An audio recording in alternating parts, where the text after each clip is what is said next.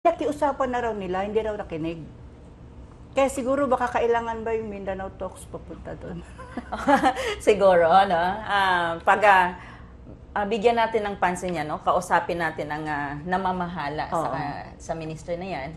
Hindi naman tayo, kasi parang din nila, practice nila yan, no?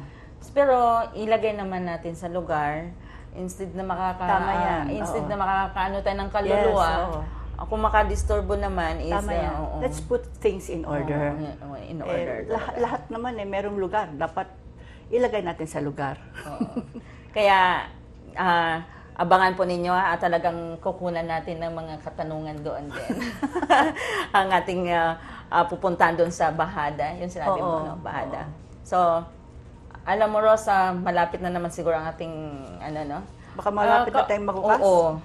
Meron pa ba tayong nakaligtaan? Siyempre, ating... Ay, siya nga pala. Ang ating Mindanao Invention, Mindanao-wide na invention, gagawin ito 4 days na activity. Sisimulan po ngayon. Today is Thursday, di ba? Oo, Thursday. Okay. Sisimulan ngayong hapon, alas 2 sa NCCC Mall.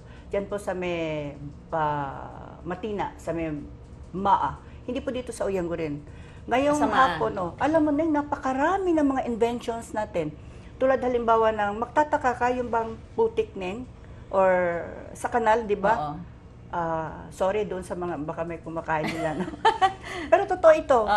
Nagkaroon ng invention na yung meron lang silang patak na ilalagay dyan, maiinom mo yung tubig eh. Ay, ganun Pag-uusapan yan mamayang alas 4. At saka ang opening salvo pa naman natin, ang ating alkalde ng siyudad ng Davao, si Inday Sara Duterte, alas 2. Nako, nakaligtan natin, batiin natin ang ating alkalde, Mayor. si Inday Sara. Good morning sa iyo, Mayor. Nakaligtaan tuloy dahil sa magandang pagchichika-chika natin. At siyempre ating busy Mayor. At lahat ng mga councilor dito sa first, second, and third dito sa Davao. At of course, ang mga congressman, kino-congrats natin sila. Talagang, sana nananawagan kami po na talagang, kasi maraming, siyempre sa bundok, maraming talagang nakikita mo, friend, talagang nakakaawa yung mga ano natin, nangangailangan din ng ating mga kalinga, nangangailangan ng ating tulong, lalong-lalo na sa kabundukan na malayong-malayo ang serbisyo ng gobyerno. Siguro kailangan din na makipagtulungan tayo para at least ay maabot natin yung lugar na yon para naman maramdaman nila na hindi sila nag-iisa at least they would feel na merong tumutulong sa kanila. Kasi tulad ng ginagawa mo. Before kasi nagbumudmud ka, 'di ba, ng mga used clothing, yung mga laruan, mga nanawagan tayo sa ating programa ngayon, no? Kasi maraming sa akin dito, may lumapit sa akin ng mga tribal people, hindi lang tribal friend, na kung pwede daw na magbigay ako ulit ng mga used clothing at hindi ang used clothing kundi kailangan sa kanilang bahay, no? Nanawagan ako sa inyo. Mga kagamitan sa bahay. Kasi talagang nagkaroon ng landslide doon sa lugar nila. Nananawagan po ako. Nakatok po namin ang inyong mga puso na kung may ibigay kayo sa aming programa, kami mismo ang pupunta po doon sa bundok. Before kasi, yung programa ko sa radio, no? Marinig ninyo sa radio program namin sa RPE9, DX Kitty, na talagang yung action agad ng kapwa ko, mahal ko, na talagang pumunta kami sa bundok talaga. Nagbigay kami ng serbisyo sa mga tribal, hindi lang tribal friend. Yung mga natives, or itong tinatawag na IPs, or yung mga natives natin na sa kabundukan, hindi lang natives lang nakatira doon, friend. They feel that they're being left behind. Pero kapag at least meron pumupunta sa kanila doon at maramdaman nila na meron din palang tumutulong sa kanila, napakalaking bagay na ito. Kasi ang panawagan nila, may hospital sila doon pero wala namang gamot at wala namang doktor.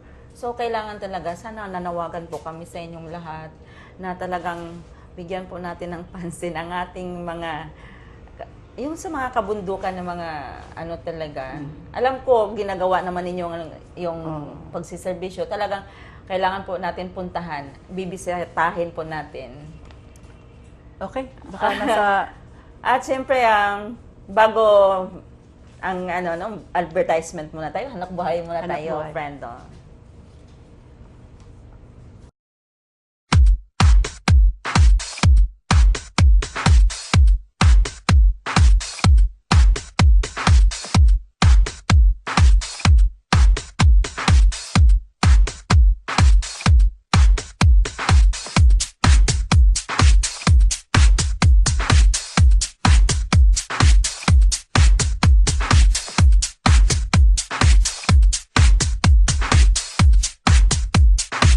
Ikaw ba ang susunod na maswerte?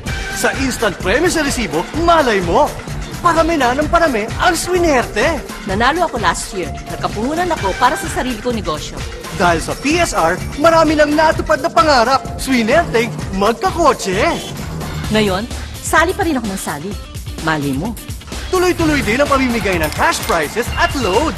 Text lang ng text sa instant premyo sa resibo. Malay mo, swerte mo na! Back to our show, Mindanao Talks, at patuloy po namin, siyempre, may mga babatiin kami ngayon, lalong-lalo nating mga televiewers na laging sumusubaybay sa aming programang Mindanao Talks. At siyempre, batiin namin ang lahat ng mga sa buong region at sa lahat ng nanonood sa aming programa sa buong Pilipinas, hindi lang sa Pilipinas kasi nasa YouTube tayo, sa international, no? Hi to all televiewers over there. Okay, batiin mo na lahat, friend. Ikaw na lang. Partner. Okay. Dahil ikaw ang sumulat.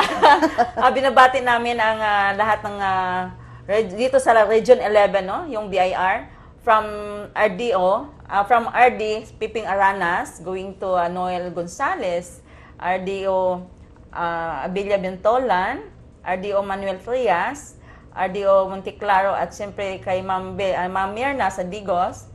At of course sa PDEA na laging sumusubaybay at laging tumutulong sa ating programa. Ito kasi lahat sila ay tumutulong sa ating programa dito sa Saka yung kaibigan mo sa Dapicol na Oo patuloy naman.